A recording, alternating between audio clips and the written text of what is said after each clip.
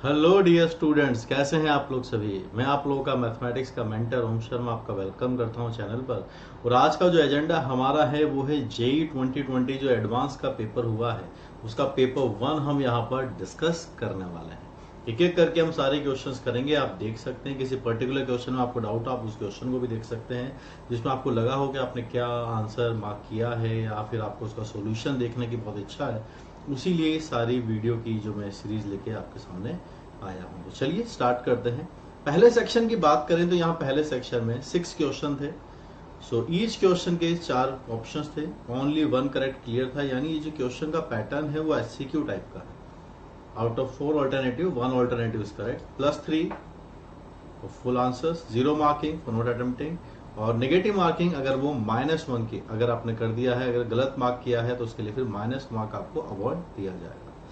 चलिए पहला क्वेश्चन अगर हम देखें, पहला क्वेश्चन आया था कि suppose A and B denote the distinct real roots of quadratic polynomial. ये पॉलिनोमियल है क्वाड्रेटिक का, इसके रूट्स ए एंड बी हैं। जैसे ये बात हमको दिखती है, आई गेस सभी ने ये बात लिख लिया होगा, sir a plus B sum of the root -20 आता है और प्रोडक्ट ऑफ द रूट अगर हम निकाल कर देखें -20 आ जाता है। फर्स्ट लाइन का जो लॉजिक था वो निकाल कर रख दिया। C and D denotes the distinct complex roots of polynomial. एक आपके सामने एक और पॉलिनोमियल है, इसके इन्होंने बोला है कि कॉम्प्लेक्स रूट्स है, यानी इसके इमेजनरी रूट्स तो आ नहीं रहे, तो कुछ मतलब रियल रूट्स तो इसके हैं नहीं, तो इसके जो इमेजनरी रूट्स हैं उसकी ये बात करने वाला है, जिसके डिस्टिंक्ट रूट्स की बात ये बोल रहा है। यहाँ पर भी आप सेम काम कर सकते हैं, सम ऑफ द रूट निकालिए 20 आता है और प्रोडक्ट ऑफ द रूट्स निकालिए 20। क्लियर है, स्ट्रेट फॉरवर्ड। फिर एक एक्सप्रेशन की वैल्यू यहाँ पर पूछी जा रही है।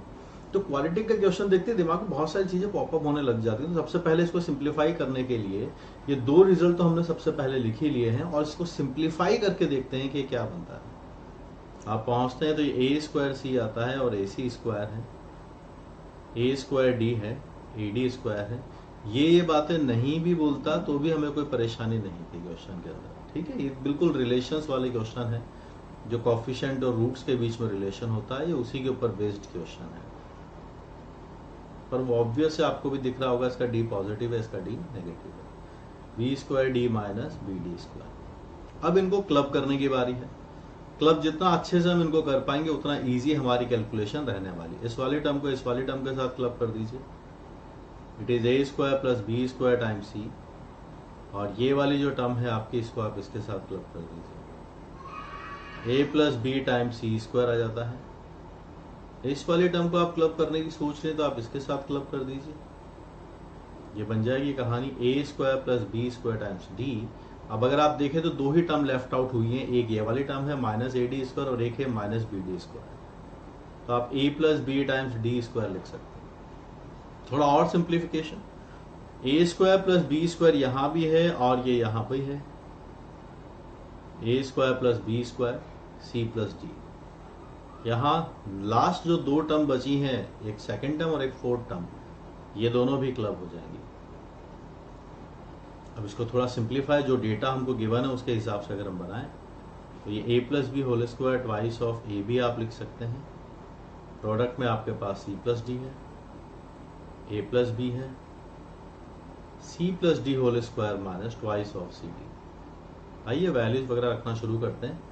a प्लस बी इस -20 स्क्वायर करेंगे 400, ए बी का वैल्यू 20 है, नेगेटिव नेगेटिव आपका पॉजिटिव हो जाता है 4040। सी प्लस डी की वैल्यू आपकी 20 आती है, ए प्लस बी की वैल्यू -20 यानी 20 आता है, सी प्लस डी की वैल्यू 20 है, स्क्वायर करेंगे 400 आता है, सी डी की वैल्यू 2020, डबल होगा 4040। जितना सिंप्लीफाई हो पाएगा उतना कर देंगे, कैंसिल हो जाएंगे। 20 यहाँ भी है, 20 यहाँ भी है, दोनों टर्म्स कैंसिल हैं। 8000 प्लस 8000 16,000। एग्जाम प्रेशर में टर्म्स को मैनिपुलेट करने की जिसको प्रैक्टिस है वो इस क्वेश्चन को कर लेगा। और हम मार्क करेंगे इसमें पहला वाला जो लास्ट वाला जो ऑप्शन है डी, 16,000 वाला ऑप्शन डी हम इसके अंदर मार्क कर देंगे। ठीक है, so dear students, let discuss the second question. Function real number से रियल नंबर्स में डिफाइंड है। फंक्शन जो गिवन है वो mod x x minus sin x लिखा हुआ है। mod x वाले फंक्शन से तो सभी फेमिलियर हैं। कि ये तो पॉजिटिव नंबर ही है, लेकिन x माइनस साइन एक्स का थोड़ा सा हमको ट्रेसिंग करके देखना है कि ये कैसा फंक्शन है। I hope everyone knows the graph of sine X का ग्राफ कैसा है। और ये y इक्वल टू एक्स वाली जो लाइन होती है ये इसके ऊपर से पास होगी। ये है आपकी line y equal to X, ये आपका x एक्सिस है, ये वाला बक्सा आपका y एक्सिस है, तो ये है आपका साइन एक्स। तो अगर हम x पॉजिटिव की बात करते हैं तो ये जो y इक्वल टू एक्स वाली लाइन है ये हमेशा साइन एक्स से ज़्यादा होगा और ये पूरी एंटिटी आपकी पॉजिटिव आ जाएगी। वहीं पर अगर आप x नेगेटिव की बात करते हैं तो ये x माइनस साइन एक्स वाला जो डेटा है ये पूरा डेटा आपका नेगेटिव आ जाता है। यानी ये जो फंक्शन है ये पॉजिटिव होगा अगर x पॉजिटिव है, यही फंक्शन जो डिफरेंस फॉर्म में लिखा हुआ है यही आपका नेगेटिव होगा अगर x नेगेटिव है। ठीक है, इतना नॉलेज हमने यहाँ पर रखा। फंक्शन के बारे में पता करने के लिए कि बढ़ता है या घटता है, इसकी इंक्रीजिंग डिक्रीजिंग नेचर पता करनी पड़ेगी रेंज के लिए हमें, और 1 के बारे में पता करने के लिए कि ये मोनोटॉनिक है या नहीं। तो आइए डिफाइन कर लेते हैं फंक्शन को। यहाँ पर ये प्लस से ओपन होगा x माइनस साइन एक्स, अगर x आपका पॉजिटिव है, और अगर ये नेगेटिव है तो फिर ये माइनस के साथ भी ओपन होगा। अगर आप चाहें तो यहाँ पर भी आप एक फंक्शन का एनालिसिस करके कुछ रिजल्ट बता सकते हैं, वरना फिर आप एक काम करिए थोड़ा और आगे बढ़ते हैं। मैं दोनों अप्रोचेस डिस्कस करता हूँ आपके साथ कि मैं क्या बोल रहा हूँ। देखिए, हमें ये बात पता है, इस वाले रिजल्ट के बारे में बात कर रहा हूँ।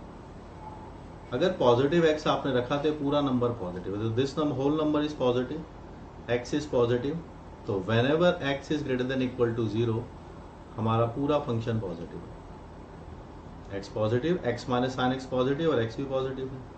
सिमिलरली अगर x आपका नेगेटिव है तो x माइनस साइन एक्स आपका कैसा, इस वाली डेफिनेशन से आएगा नेगेटिव के लिए। ये देखिए x माइनस साइन एक्स आपका नेगेटिव है, यानी दिस टर्म इज नेगेटिव, और माइनस एक्स, क्योंकि x नेगेटिव है तो माइनस एक्स पॉजिटिव बन जाएगा। तो पूरा फंक्शन मल्टीप्लाई के बाद नेगेटिव आता है। अगर x नेगेटिव है तो फंक्शन नेगेटिव आएगा। यानी जिस फंक्शन के बारे में हम बात कर रहे हैं, जिसके बारे में हमसे पूछा है, ये पॉजिटिव इनपुट पर पॉजिटिव वैल्यूज देने वाला है और नेगेटिव इनपुट पर नेगेटिव इनपुट देने वाला है। वैसे भी अगर आप इस फंक्शन को थोड़ा सा ट्रेस करके देखें, फंक्शन कैसा है अपना, this is an odd function. कैसा है फंक्शन? Odd function. ठीक है, अब आगे चलते हैं। आगे चले, यहाँ पर करने लगे थोड़ा सा इसका डिफरेंशिएशन पता करने के लिए। एक्स स्क्वायर की वैल्यू 2x आती है, यहाँ पर x की वैल्यू 1 आ जाएगी, ये साइन एक्स बन जाएगा, और यहाँ पर x cos x बन जाएगा। डिफरेंशिएशन करना शुरू किया पता करने के लिए कि इनका नेचर कैसा है, और यहाँ पर आप जाते हैं तो ये आता है x cos x,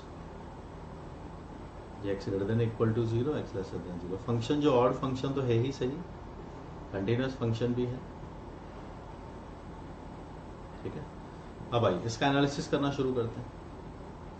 यहाँ पर हमें कैसा दिखता है, यहाँ पर आप x माइनस साइन एक्स इसको रख लीजिए, यहाँ पर 2x है, आपने x यहाँ पर दे दिया और एक जगह से x आपने कॉमन ले लिया। ये आपके फंक्शन का एनालिसिस शुरू हो गया है डेरिवेटिव का। ये आपको बता देगा फंक्शन इंक्रीजिंग नेचर का है या डिक्रीजिंग नेचर का है। अब सुनिएगा यहाँ से, इसके बारे में अभी हम पहले ही पता कर चुके हैं कि ये वाला डेटा आपका पॉजिटिव आता है, समझे। और 1 माइनस कॉस एक्स जो है इसको आप ओपन कर लीजिए, x तो पहले से लिखा हुआ है, 1 minus 2 times sine square x. तो यहाँ से आप पहुँचेंगे तो ये आता है 2x और sine square x by 2। Because x positive है, ये भी पॉजिटिव है, ये भी पॉजिटिव, ये पूरी एंटिटी आपकी पॉजिटिव बन जाती है। तो हम क्या देख रहे हैं, एफ डैश एक्स पॉजिटिव आने वाला है। अगर x आपका पॉजिटिव है तो x अगर पॉजिटिव आपने रखा तो ये पूरा फंक्शन पॉजिटिव है, एफ डैश एक्स पॉजिटिव है, यानी F x is a increasing function. Similarly अगर आप नीचे वाले को देखो, क्योंकि ये ऊपर वाले का सीधा सीधा नेगेटिव है, यहाँ पर जो भी आप फंक्शन लिखने वाले हो ये सेम आएगा जो ऊपर लिखा हुआ है, और ये नेगेटिव के लिए कंपैरिजन शुरू हो जाएगा। तो अगर आप यहाँ पर देखेंगे तो आइए मैं आपको समझाता हूँ क्या होगा। यहाँ पर आप जाएंगे, ये बन जाएगा 2x आएगा, यहाँ पर ये साइन स्क्वायर एक्स बाई 2। अब आप देखिएगा, x माइनस साइन एक्स, जब x नेगेटिव होता है इसकी वैल्यू नेगेटिव आती है, और ये साइन स्क्वायर एक्स पॉजिटिव है लेकिन x फिर से नेगेटिव है, तो ये वाला नंबर भी आपका नेगेटिव है। नेगेटिव नेगेटिव ऐड होके दो नंबर्स, कभी भी नेगेटिव नंबर ऐड करोगे नेगेटिव ही आता है, नेगेटिव को प्लस कर दिया पॉजिटिव हो गया है, यानी एफ डैश एक्स पॉजिटिव है अगर x नेगेटिव है। तो अपना एफ एक्स फिर से इंक्रीजिंग फंक्शन आ गया है। यानी ये फंक्शन कैसा है, ये फंक्शन तो लगातार इंक्रीज ही होता जा रहा है। पहले ये नेगेटिव पर नेगेटिव वैल्यूज लेता है, उसके बाद फिर ये पॉजिटिव वैल्यूज लेना शुरू कर देता है। तो अगर हम इसका प्लॉट भी बनाना चाहें तो this function is always greater than equal to 0 for every R. The function is strictly monotonically increasing function, hence it is a 1-1 function। लगातार ये बढ़ता ही चला जाएगा। हम इसी कॉन्केविटी की उसमें पढ़ना नहीं चाहते, 0 पर वैल्यू 0 है, ये कीप ऑन इंक्रीजिंग नेचर का बन जाएगा। इनफिनिट एक और रिजल्ट और निकाल चुके हम पहले से, फंक्शन पॉजिटिव पर पॉजिटिव रहता है, नेगेटिव पर नेगेटिव रहता है, तो इसकी रेंज जो आएगी वो भी इसकी आर आ जाएगी रियल नंबर्स में, यानी फंक्शन आपका ऑन टू भी बन जाएगा। तो फंक्शन 1-1 और ऑन टू दोनों रहेगा। हम जो ऑप्शन इसका मार्क करेंगे वो मार्क करेंगे option number C. Brilliant question, exam time में ये एनालिसिस करना एक्स माइनस साइन एक्स वाला थोड़ा सा टाइम टेकिंग हो सकता है, but it's a good question. करते हैं क्वेश्चन नंबर 3 जो पूछा गया था। इस क्वेश्चन में अगर हम बात करें तो दोनों फंक्शंस एफ और जी रियल नंबर से रियल नंबर्स में डिफाइंड है। हमें एरिया ऑफ रीजन लेकर आना है जो फर्स्ट क्वाड्रेंट में बाउंडेड होंगे कर्व्स के y equal to f x, y equal to g x और x इक्वल टू 0। यानी एरिया निकालना है, यानी ये एरिया वाले क्वेश्चन चैप्टर से क्वेश्चन है। मतलब सबसे पहले तो हमें इनकी कर्व ट्रेसिंग सीखनी पड़ेगी, इनके ग्राफ बनाने कैसे हैं। ठीक है, तो आइए सबसे पहले हम gx के बारे में थोड़ा एनालिसिस करते हैं कि अगर हम g फंक्शन हमको दिया है और हम थोड़ा g डैश x निकाल लेते हैं, अगर यहाँ पर हाफ आता है e power x minus 1, negative आता है e पावर 1 माइनस एक्स। ये कर्व दिख रहा है, इसको थोड़ा सा हम जीरो करके देख लेते हैं एक बार। e power x minus 1, 1 minus x minus 1, थोड़ा कंपैरिजन अगर आप करेंगे तो x की वैल्यू 1 पर ये इक्वल आता है।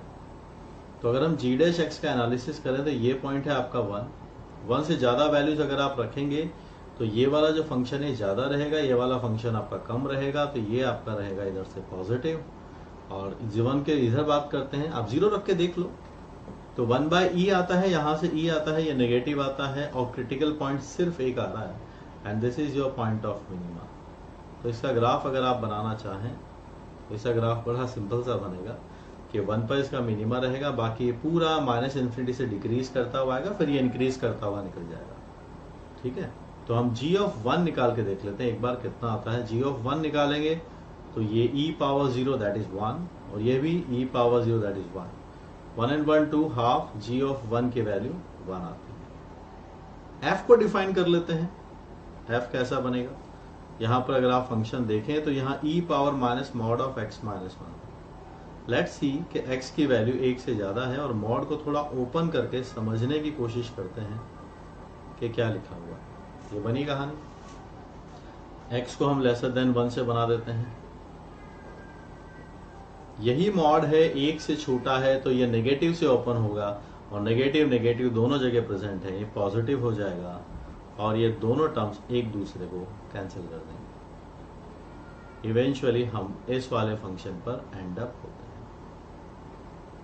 कि x is greater than equal to 1, x is lesser than equal to less than 1। इसके बारे में अगर आपको पता करना, थोड़ा सा मैं डिस्कशन करना चाहूंगा इसके नेचर के बारे में, क्योंकि जब ये लेसर देन 1 है तब तो ये कांस्टेंट है, ग्रेटर देन इक्वल टू 1 है तब इसका नेचर क्या है उसके बारे में हम बात करते हैं। e power x minus 1, e power minus x plus 1 और माइनस एक्स का डेरिवेटिव उसको पॉजिटिव कर देगा। अब ये जो फंक्शन है आप देखिए, e एक्सपोनेंशियल फंक्शंस हमेशा पॉजिटिव होते हैं।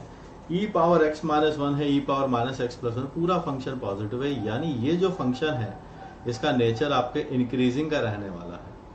इसका नेचर जो है ये कीप ऑन इंक्रीजिंग वाली बात रहती है। दोनों को कर्व को ट्रेस करने के पहले हमारे पास एक बात और रह गई है कि दोनों का अगर हम ग्राफ बनाना चाहें तो उसके पहले ये देख लेते हैं कि दोनों मिलते कहाँ पर है। तो एफ एक्स की वैल्यू जी एक्स के इक्वल करने के पहले अगर आप देखें एक्स लेसर देन 0 पर तो ये हमेशा 0 है और इसकी मिनिमम वैल्यू 1 आ रही है, यानी एक्स लेस देन 1 पर तो ये कभी नहीं मिल सकते। तो बात करते हैं जब x ग्रेटर देन 1 है तो इस एफ एक्स की डेफिनेशन क्या है उसको पिक कर लेते हैं और दोनों को इक्वेट करने की बात करते हैं। ठीक है, तो x ग्रेटर देन 1 पे हम इसको सॉल्व करना शुरू करते हैं। तो यहाँ पे आप जाएंगे तो ये बनता है e power x minus 1 negative of 1 minus x, और यहाँ पे आप जब g पर जाएंगे तो g की डेफिनेशन आप लिखिए कितनी है, ये हाफ आता है e पावर है x माइनस वन ई पावर है 1 माइनस एक्स। बनी बात? दोनों इक्वेट किए, अब सॉल्व करना शुरू कर देते हैं। यहाँ से ट्वाइस आता है, ये भी ट्वाइस, ई पावर x माइनस वन ई पावर 1 माइनस एक्स। थोड़ा थोड़ा सा हम सिंप्लीफाई भी करते रहते हैं, ईजियर रहे अपने लिए। बनी बात? आइए सॉल्व करना शुरू करते हैं। लॉग ले लेते हैं, ln 3 है, 1 माइनस एक्स आता है, ये 2x है आपके पास, ये 2 प्लस ln 3 है। So we are getting x plus half आ जाएगा आपके पास ln 3, जिसको कि आप लिख सकते हैं 1 प्लस ln ऑफ रूट 3। ये दोनों फंक्शन की मुलाकात होगी एक बार। अब दोनों के हम डायग्राम बना के देख लेते हैं कैसे इनकी प्लॉटिंग बनने वाली है। ये x फंक्शन है, ये आपका y फंक्शन है। देखिएगा कैसे बनती है बात। g के बारे में हमें क्या पता है कि ये डिक्रीजिंग फंक्शन था, 1 पर इसकी मिनिमम वैल्यू 1 है, तो 1 पर इसकी मिनिमम वैल्यू 1 है, ये यहाँ आएगा डिक्रीज करके, फिर ये वापस ऊपर चला जाएगा, ये वाली वैल्यू इसकी 1 आ। वहीं अगर हम f की बात करें तो f को अगर आप देखें तो ये जो फंक्शन है अपना, ये भी इंक्रीजिंग नेचर रखता है 1 से पहले, और 1 पर जो इसकी वैल्यू आती है वो 0 आती है। थोड़ा अगर आप इसकी वैल्यू 1 पर निकाल के देखेंगे तो 1 पर यहाँ भी ये 0 आ रहा है।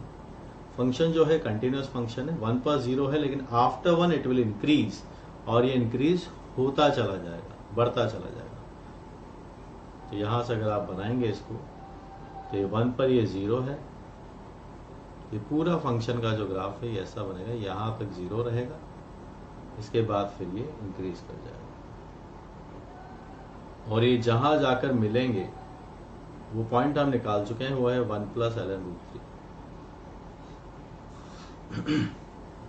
बनी बात?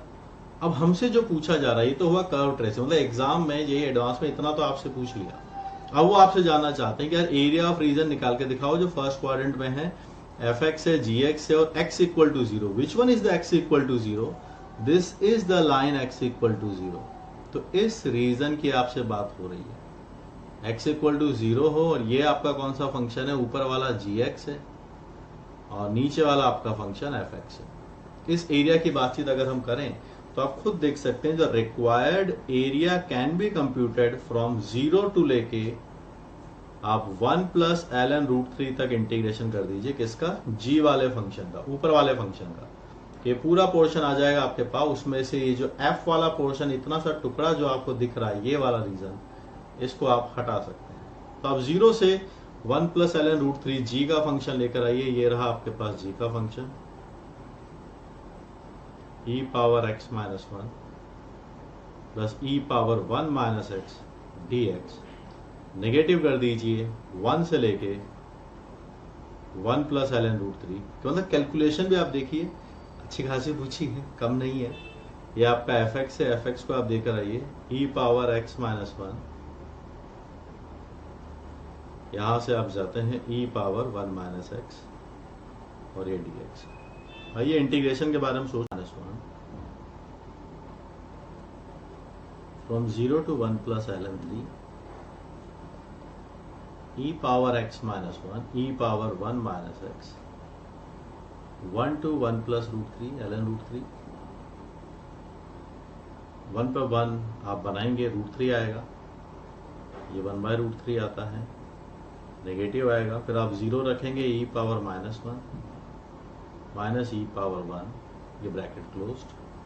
फिर आप इस वाले डेटा को रखते हैं तो यहाँ से रूट 3 आता है, 1 बाय रूट 3 आता है, 1 आप रखने जाएंगे, ये 1 प्लस 1 भी आता है। आइए सिंप्लीफाई करते हैं। यहाँ से अगर आप डेटा को देखें तो ये रूट 3 माइनस 1 जो आपके पास लिखा हुआ है, this will be 3 minus 1 upon 2 root 3। Computation है, थोड़ी सी ध्यान से करेंगे और थोड़ी सी नहीं है, काफ़ी अच्छी खासी है, पर यही है IIT जाने का रास्ता। वो चेक कर लेते हैं कि जो हिम्मत नहीं हारेगा वही टिका रहेगा। रूट 3 प्लस 1 आपके पास आता है, 4 बाय रूट 3 आता है, और ये माइनस माइनस आपके पास प्लस 2 बन जाएगा। थोड़ा देखिएगा, यहाँ से 2 आता है, यहाँ से भी 2 आता है, कैंसिल हो जाएगा, 1 बाय रूट 3 है, ये 2 आता है और ये माइनस 4 बाय रूट 3 है। तो सिंप्लीफाई करेंगे तो ये 2 माइनस रूट 3 बन जाएगा। This will be half e minus e power minus 1। So we will closely observe कि ये कौन सा आंसर है। 2 माइनस रूट 3 आ रहा है, नहीं आया है, ये भी नहीं आया, इन दोनों में लड़ाई है। मतलब कितने क्लोज आंसर्स गिवन है। Half e minus e power minus 1 मेरा ए वाला आंसर आ रहा है इसका। So I will mark the option number A. इसके अंदर ए वाले ऑप्शन को मार्क कर दूंगा। इस पूरे क्वेश्चन में सबसे पहले तो कर्व ट्रेसिंग करवाई है, फंक्शन का नेचर कैसा है। कर्व ट्रेसिंग में हमें पूरा एनालिसिस करना पड़ता है, function increasing decreasing maxima minima पूरी बात पता चली। एफ एक्स के बारे में, जी एक्स के बारे में डिफाइन किया, दोनों कहाँ मिलते हैं। फिर integration, integration not an easy one, time taking. Exam में ये करना थोड़ा सा मतलब कि टाइम लेगा आपका, और कैलकुलेशन भी अच्छी है, ठीक है। नंबर 5 इसकी बात करें, C1 C2 are 2 biased coins है। बायस्ड कॉइन्स यानी कि एक नॉर्मल कॉइन नहीं है कि जिसको इक्वल चांसेस होते हैं हेड या टेल आने का, अलग अलग चांसेस है। तो यहाँ पर अगर ये बात करें तो सिंगल टॉस पे जब आप करते हैं C1 C2 के लिए तो रेस्पेक्टिवली वर्ड लिखा हुआ है। तो let's discuss the head coin number C1। यहाँ पर अगर आप हेड लेकर आते हैं for the C1 it is 2/3, और अगर यहीं पर आप टेल लाने की बात करेंगे C1 कॉइन में तो 1/3। कॉइन अगर C2 है तो हेड आने के जो चांसेस हैं वो 1/3 हैं, और इसी वाले कॉइन में टेल लाने के चांसेस जो हैं आपके वो 2/3 बन जाएंगे, क्योंकि और कोई तीसरी पॉसिबिलिटी को तो हम कंसीडर करते ही नहीं। Alpha is a real number of heads appear when C1 is toss twice. आप बताइए, अगर किसी कॉइन को हम 2 बार उछालते हैं तो कितनी बार उसमें हेड्स आ सकता है, आप बताइएगा। 0 बार आ सकता है, 1 टाइम आ सकता है, या फिर 2 टाइम्स आ सकता है। तो अल्फा की वैल्यूज जो है वो होल नंबर्स रहेंगी, और 0 1 और 2 3 वैल्यूज इसकी पॉसिबल है। बीटा भी वही है कि number of heads appear when C2 is toss twice. C2 को अगर आप 2 बार टॉस करते हैं तो नंबर ऑफ हेड्स ये भी है। तो same conditions are applicable for beta also. Beta भी एक होल नंबर होगा। 0 1 और 2 पॉसिबिलिटीज यहाँ पर भी है। प्रोबेबिलिटी इस बात की निकालनी कि जो क्वाड्रेटिक का जो पॉलिनोमियल आपके सामने लिया हुआ है इसके बारे में बोला है कि इसके रूट्स रियल और इक्वल आए। तो अगर आप यहाँ पर देखते हैं तो इसके रूट्स रियल और इक्वल है, यानी ये डिसाइड तो अल्फा डी डिस्क्रिमिनेंट डिसाइड करता है, b² - 4ac and this should be 0। तो ये हम चाहते हैं, ये हमारी फेवरेबल कंडीशन है। तो अगर आप देखें यहाँ पर कि अल्फा स्क्वायर और ये जो हम डिस्क्रिमिनेंट जो हम चाह रहे हैं 0 आ जाए, दैट मीन्स अल्फा स्क्वायर की वैल्यू 4 बीटा आ जाए। तो पॉसिबिलिटीज क्या क्या है हमारे पास इस चीज की, आइए देखिए। हो सकता है कि दोनों ही 0 हो जाए, अल्फा भी 0 हो जाए, बीटा भी 0 हो जाए, तो दोनों ही इक्वल आ जाएंगे। आप देखिए अल्फा की जो दूसरी वैल्यू, यानी बात ऐसी है कि अल्फा और beta they are just part of 0 1 and 2।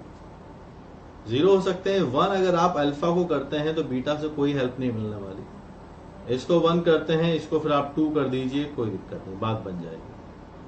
Respective chances की, केसेस की हम बात करते हैं और प्रोबेबिलिटी लिखना शुरू करते हैं।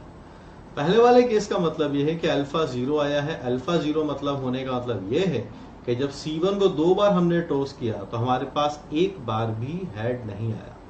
जब C1 को टॉस करते हैं हेड आने के चांसेस 2/3 हैं, लेकिन हेड आया ही नहीं है, तो आपके पास चांसेस 1/3 × 1/3 दोनों times, first time and second time equal chances. फिर बीटा की बात करते हैं। बीटा जो है आपका जो C2 को टॉस करते हैं उसकी बात करते हैं। इस पर हेड्स कितनी बार आते हैं, अगर हम इसके हेड्स की बात करें बीटा की, तो अगर यहाँ पर बात करें तो हेड आने के चांसेस कितने हैं इसके, लेकिन 0 आने चाहिए, यानी सेकंड वाले पॉइंट में भी टेल आना चाहिए। तो टेल आने के चांसेस आपके पास 2/3 है, ये आपने लिखा। तो आपके पास जो चांसेस आ रहे हैं वो 4/81 निकल के आ रहा है पहले वाले केस के। सेकंड वाले केस पे चलते हैं। अल्फा की वैल्यू 2 है, दैट मीन्स C1 वाला कॉइन जब ट्वाइस के ऊपर टॉस किया गया है, दोनों बार उसके ऊपर हेड आया, तो हेड आने के चांसेस 2/3 आपके पास आ जाएंगे निकल के। लेकिन जो C2 वाला कॉइन है उस पर एक बार आना चाहिए। अब यहां पर क्या होगा, छोटा सा दो केसेस बनेंगे। एक बार आना चाहिए तो कब आना चाहिए, फर्स्ट टाइम या फिर सेकंड टाइम। सोचिए पहली बार हेड आया है तो 1/3, दूसरी बार नहीं आया है। ऐसा हो सकता है कि पहली बार नहीं आया हो और दूसरी बार आया हो। ये सारी पॉसिबिलिटीज हमने यहाँ पर कंसीडर करी। तो ये 4/9 आपके पास आता है, यहाँ भी 9 है, यहाँ भी 4 है। इट इज आपके पास थोड़ा देखें तो 16/81 आपके पास आता है। दो केसेस हमने फॉर्म किए हैं। सारी पॉसिबिलिटीज का आंसर अगर आप निकालना चाहें तो आप ऐड करिए इनको। पॉसिबिलिटीज हमेशा ऐड होती हैं। 20/81 हमारा आंसर बन जाता है और हम मार्क करेंगे इसका ऑप्शन नंबर बी। फेयरली ना, थोड़ा सा टाइम टेकिंग तो है ही सही। सिचुएशन जितनी जल्दी क्लियर हो जाती है, क्वेश्चन से फिर उतना ज्यादा एफर्ट की जरूरत पड़ती नहीं। ठीक है, चलिए क्वेश्चन नंबर 4 को डिस्कस करते हैं स्टूडेंट्स। लिखा हुआ है a b and lambda with the positive real numbers. ठीक है, P is an end point of latus rectum of parabola y² is equal to 4 lambda x. Parabola y² is equal to 4 lambda x जो है, इसका latus rectum का end point आपका lambda comma 2 lambda आप assume कर सकते हैं। One point of latus rectum का जो एक एक्सट्रीमिटी है उसको हम लैम्डा कोमा 2 लैम्डा मान सकते हैं। और यही जो P पॉइंट आपने मेंशन किया है, it's also passes through the point P। This point P also lies on the ellipse. ठीक है, ये इलिप्स पर भी लाई करता है। अब दोनों पे लाई करता है, then tangent to the parabola and the ellipse at the point P are perpendicular to each other. देखो दोनों कर्व्स के ऊपर ये पॉइंट लाई कर रहा है। जब पॉइंट लाई करता है तो फिर टेंजेंट लिखना आसान हो जाता है।